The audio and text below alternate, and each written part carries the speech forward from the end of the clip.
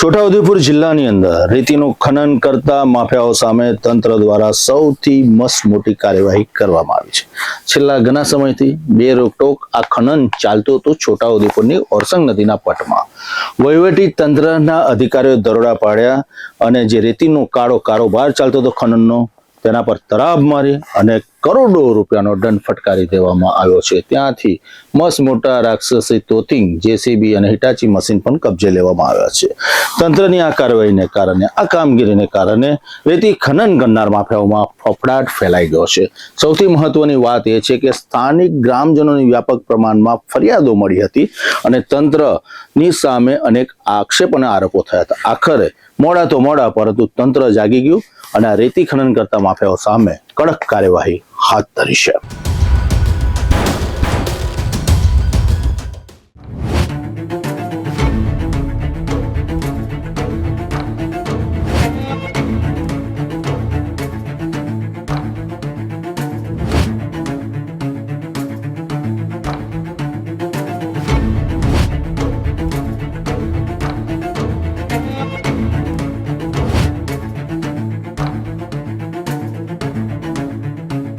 છોટાઉદેપુર જિલ્લાના સંખેડા તાલુકાના રતનપુર ગામ પાસે આવેલી ઓરસંગ નદીમાં લાંબા સમયથી સફેદ રેતીનો કાળો કારોબાર ચાલી રહ્યો હતો, જેની બાતમીના આધારે જિલ્લા વહીવટીતંત્રએ મોટી રેડ હાથ ધરી હતી.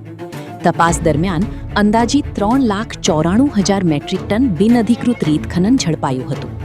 આ મામલે તંત્રએ રેત માફિયાઓ સામે અત્યાર સુધીનો સૌથી મોટો 13 કરોડ 32 લાખ રૂપિયાનો દંડ ફટકાર્યો છે.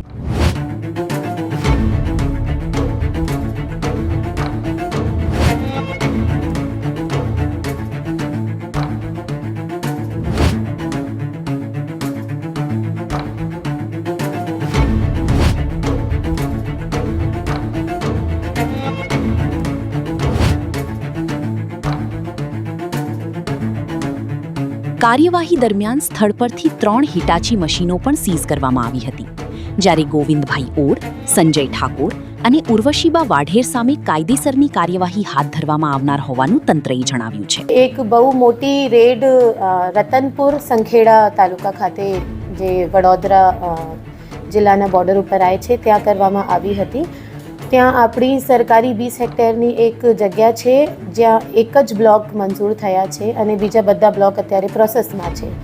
ત્યાં જે અમારી સ્પેશિયલ રેવન્યુની ટીમ હતી, એમાં એસડીએમ છોટાઉદેપુર મુસ્કાન, ડીએસઓ એને બસાવા અને ડેપ્યુટી મામલતદાર રવિ પડિયાર, ત્રણેયની ટીમ આપણે બનાવી હતી અને એમને 3 દિવસ સતત ત્યાં તપાસ કરાઈ અને સર્વે કરાયું, બધી માપણી થઈ અને એમાં સામે આવ્યા આશરે 3.94 એટલે 3,94,000 મેટ્રિક ટન જેટલી ગેરકાયદેસર રેતી ખનન થઈ છે.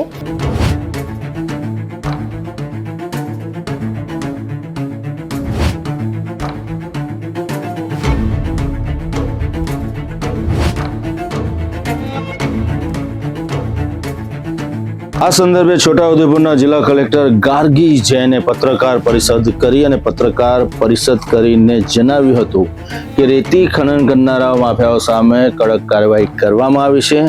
આગામી સમયની અંદર પણ રેતી ખનન કરનાર માફિયાઓ સામે તંત્ર આ રીતના જ કાર્યવાહી કરશે. કોઈની પણ સહેજ શરમ રાખવામાં નહીં આવે. આ ખૂબ સારી વાત છે કે તમે કાર્યવાહી કરશો, પરંતુ હાલમાં જે ઉદાહરણ બેસાડો કડક કાર્યવાહી કરીને કે આગામી સમયમાં રેતી ખનન કરનારા માફિયાઓ શાંત થઈ જાય અને જે પ્રજા ફરિયાદ કરી રહી છે તેને કંઈક અંશે ન્યાય મળે.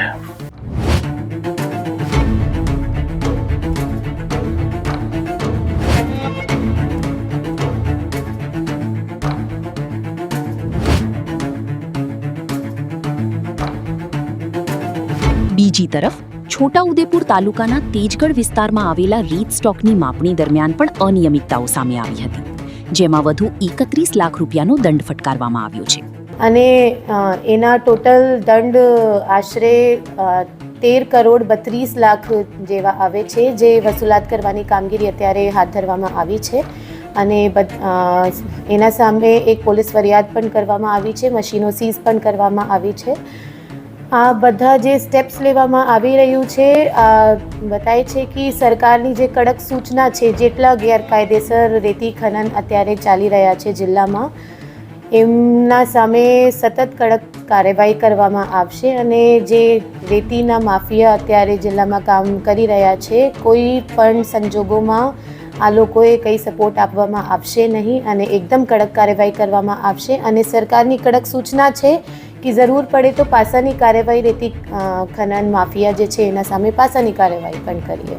તો હું બધાને પ્રેસ મારફતે બધા જેટલા રેતી ખનન માફિયા કામ કરી રહ્યા છે, ગેરકાયદેસર એક્ટિવિટીઝમાં જેટલા લોકો સંકળાયેલા છે, એમને કડક સૂચના આપવા માંગુ છું કે જેટલા એવી રીતના કામો ચાલી રહ્યા છે આ ખરેખર બંધ કરવામાં આવશે. અધરવાઇઝ ડિસ્ટ્રિક્ટ એડમિનિસ્ટ્રેશન એના સામે એકદમ કડક કાર્યવાહી કરશે. રતનપુરમાં 20 હેક્ટર જમીનમાં અત્યારે જે પ્રાઇમરી રિપોર્ટ આવી છે એમાં 4 લોકો છે જે સંકળાયેલા છે, એમાં સામે કાયદેસર કાર્યવાહી કરવામાં આવી રહી છે.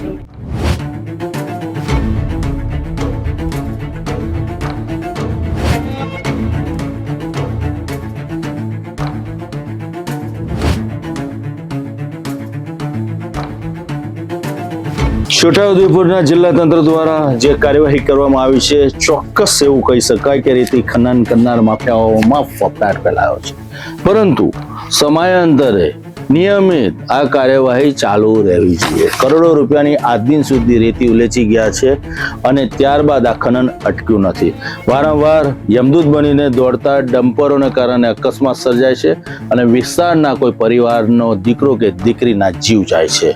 સ્થાનિક રહીશો આંદોલનો કરી, આવેદનપત્ર આપ્યા, મુખ્યમંત્રીને ગૃહમંત્રી સુધી રજૂઆત કરી, પરંતુ આના ઉપર અંકુશ નથી આવ્યો. કયું સેટિંગ ચાલી રહ્યું છે ખબર નહીં, પરંતુ ઓરસંગ નદીના સમગ્ર પટ્ટની અંદર છેલ્લા ઘણા સમયથી રેતી ખનન બેરોકટોક ચાલી રહ્યું છે. તેની સામે અવાજ ઉઠવો જોઈએ અને તંત્ર દ્વારા કડક કાર્યવાહી થવી જોઈએ. ઘણા બધા મસમોટા માથાની સંડોવણી બહાર આવી શકે છે જે લાખો રૂપિયાની, કરોડો રૂપિયાની બિંદાસ રેતી ઉલેચી ગયા છે.